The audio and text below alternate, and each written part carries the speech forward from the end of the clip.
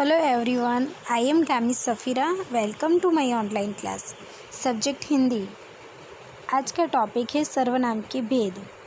कल हमने निश्चयवाचक सर्वनाम और निश्चयवाचक सर्वनाम और प्रश्नवाचक सर्वनाम देखे थे। तो निश्चयवाचक सर्वनाम किसे कहते हैं?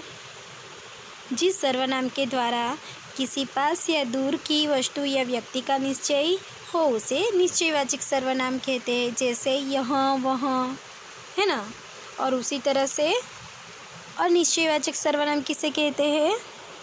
जब किसी विशेष व्यक्ति या वस्तु का निश्चय न हो तब अनिश्चयवाचक सर्वनाम होता है।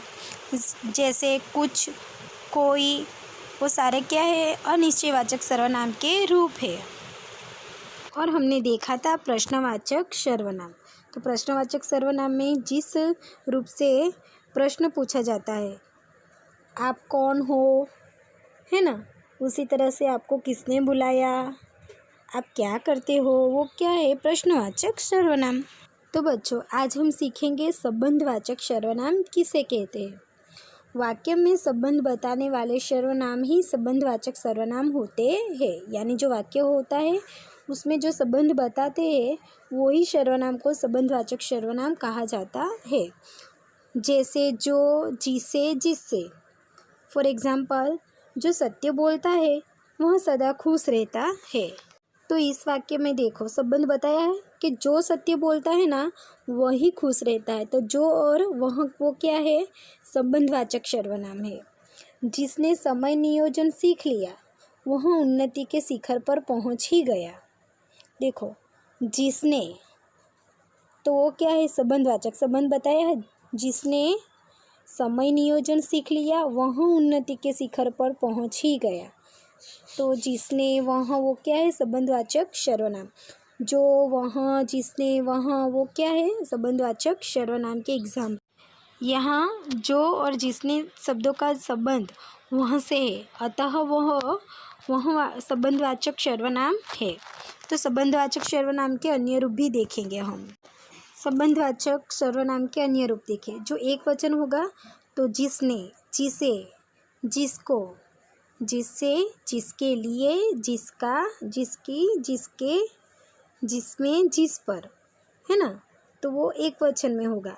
यानी जिसने मेरा खाना खाया उसके घर में जाऊंगा। एग्जाम्पल हुआ, जिसे ठंड लगती है वो स्वेटर पहन कर आएगा। एक वचन हुआ। तो उसी तरह से बहुवचन के रूप देखेंगे। जिन्होंने, जिन्हें, जिनको। तो जिन्होंने बहुत सारे लोग होंगे तो उनके लिए क्या होगा? जिन्होंने खाना नहीं खाया वो अपने घर पर रहेगा। ओके। जिनको पढ़ना अच्छा लगता है वो स्कूल पर आएगा। तो यहाँ बहुवचन के रूप कौन से? जिन्होंने, जिन्हें, जिनको, जिनसे, जिनके द्वारा, जिनके लिए, जिनका, जिनकी, जिनके, जिनमें, जिन पर, है ना। तो वो सारे वर्ड्स जहाँ भी आएंगे ये रूप, तो वो संबंधवाचक सर्वनाम है। ओके।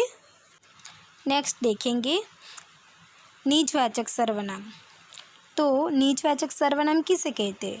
जो सर्वनाम अपनेपन का बोध करवाते हैं वे निजवाचक सर्वनाम है। जैसे स्वयं, अपने आप, खुद, स्वतः। ओके।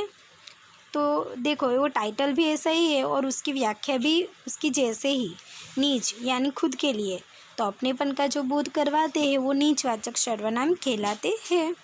फॉर एग्जाम्पल, अपना काम स्वयं ही करना चाहिए, ऐसा। सेकंड एग्जाम्पल बनाएंगे, खुद, अपना होमवर्क स्वयं ही करना चाहिए। ओके, हुआ ना। आप तो अपना होमवर्क खुद ही करते हैं ना बच्चों। तो उसी तरह से अपने आप, तो उसका एग्जाम्पल बनाएंगे, वह अपने आप खड़ा होने लगा है। ओके। तो क्या हुआ? अपने आप, स्वयं, वो खुद के लिए प्रयोग किया है रूप, तो वो निजवाचक सर्वनाम है। चलो, निजवाचक सर्वनाम के हम खुद एग्जाम्पल बनाएंगे।